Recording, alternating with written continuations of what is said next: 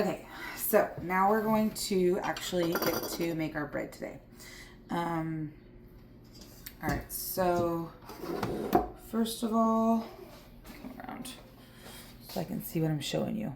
Okay, so this is what our starter's looking like. You see lots of bubbles all the way up. You'll see it's come all the way up to here. It hasn't fallen yet, which is good. We don't want it to fall because then it's going back to sleep basically. So you want to get it while it's still, you call it at its peak.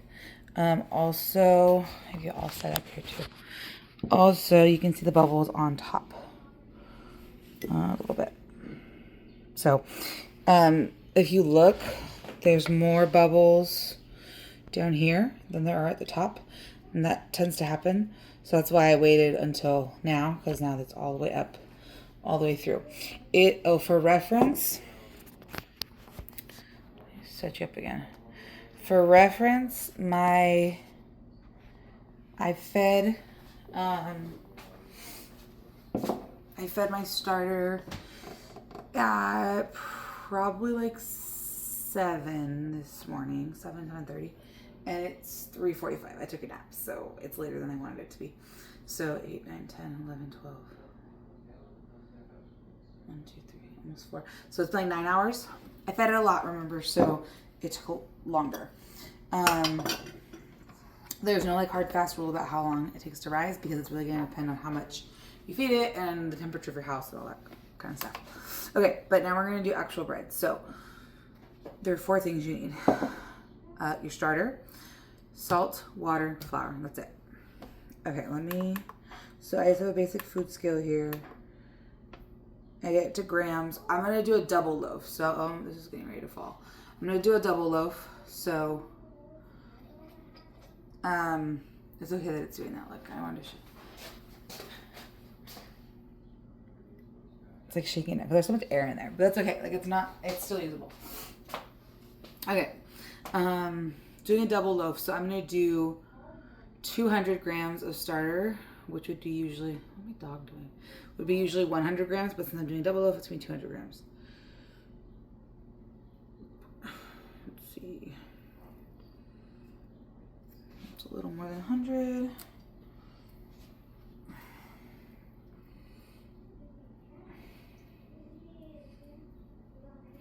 Doesn't want to come out. It's thick.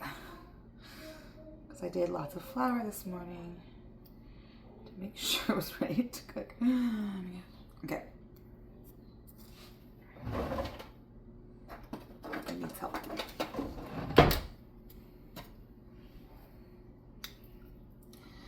Okay.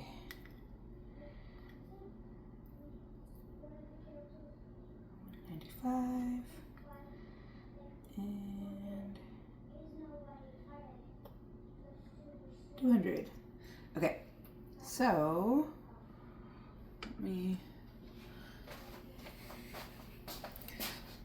that's what my jar looks like right now. I'm gonna scrape it down, and you'll see how much is left in it. And then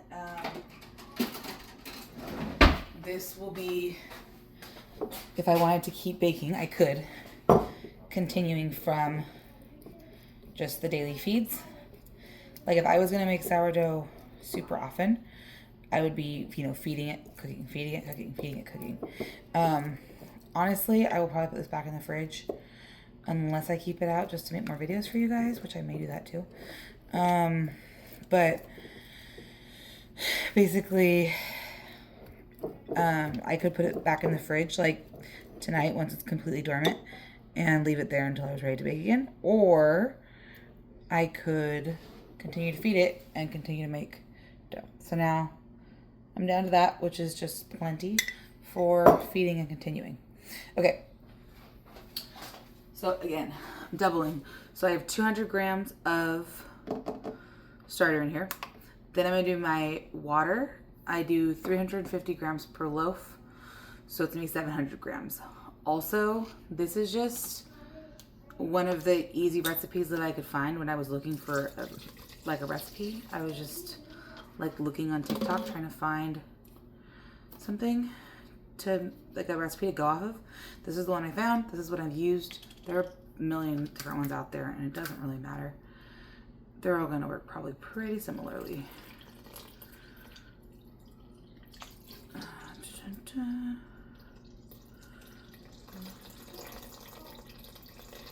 I'm using filter water again. Honestly, I don't know if it matters for the actual bread. It's just habit at this point. You don't want to use cold water. I did just take this out of the fridge, but I also just put it in the fridge like 10 minutes ago, so it's not actually cold.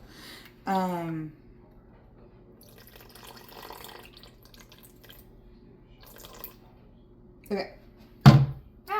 750. So before I put my flour and salt in, I'm just going to stir this. So this is just the starter and water. So get out my own light here. And I'm just kind of breaking up the starter a little bit. I honestly don't know why. This is just what I saw when I was doing it, so that's what I do. But it basically breaks up the whole starter because this is now just like a thick liquid. Like I can't feel any more starter in here. And see how bubbly it got? That's because of the natural yeast that your sourdough starter has. Okay, now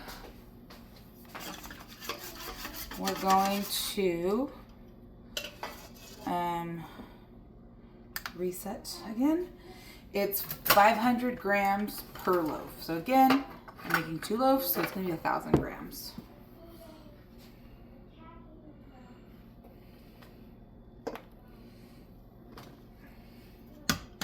Let's see.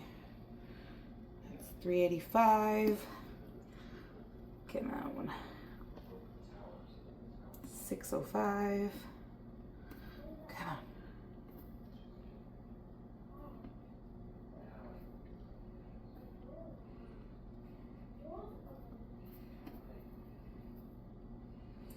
$9.30.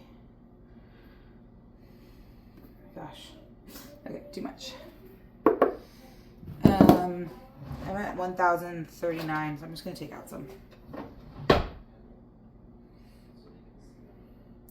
I don't know how exact it has to be. They just say like it can change it a lot, so I try to make it as close to exact as possible.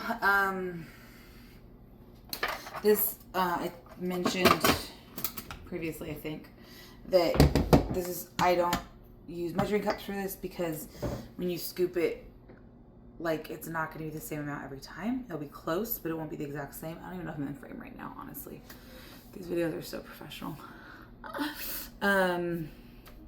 Yeah, when you scoop it, like your cup may be denser, and then it will change how much flour you have. And that's why use a food scale and do weight so that it can be consistent every time. Okay, so flour's in, clear it, 10 grams of salt per loaf, so 20 grams of salt. And honestly, it's always more than I think it's gonna be.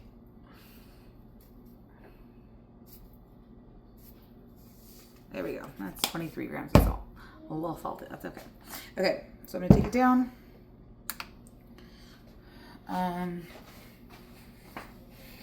This is a long video. I got my, that salt there, flour. I'm just gonna stir it up. I have to cut this video down. Mess with some editing stuff. Okay, so this, by the way, is a dough whisk. I feel like there was a country, like a European dough whisk or a Danish. Danish, I don't know. Anyway, this is a dough whisk. It's not necessary. Some people just use a wooden spoon. I just wanted to be fancy, so I bought one. I definitely would not use a regular whisk because your dough will get all stuck up in your whisk, but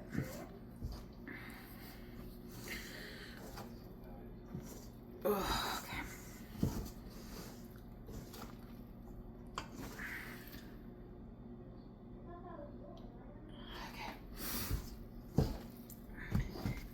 So basically when you're stirring this, you definitely don't want to have any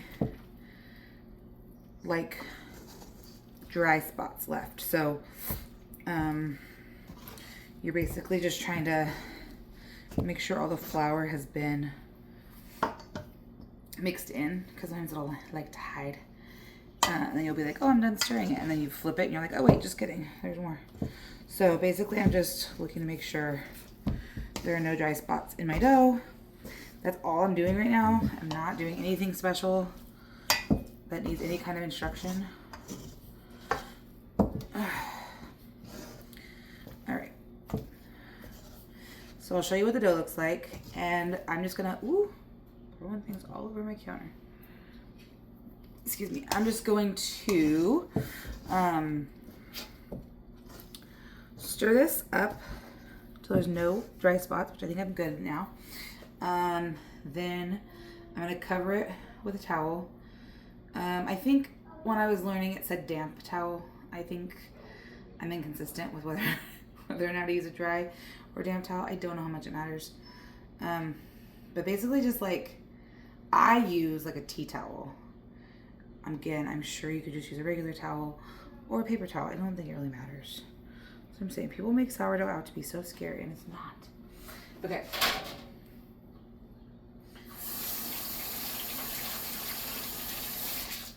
All right, so let me show you what it looks like now. So it's mixed up. It's literally just the dough. No dry spots, nothing special. It looks very much like dough right now. I'm going to end this video because it's really long. But basically what I'm going to do is I'm going to come back in like 30 minutes to 45 minutes. And I'm going to do stretch and folds. And then I'm going to do that every 30 to 45 minutes until I have 4 rounds of stretch and folds. And then it's going to do like a bulk fermentation. We'll talk about that in the next video because this one's already long. Okay, bye.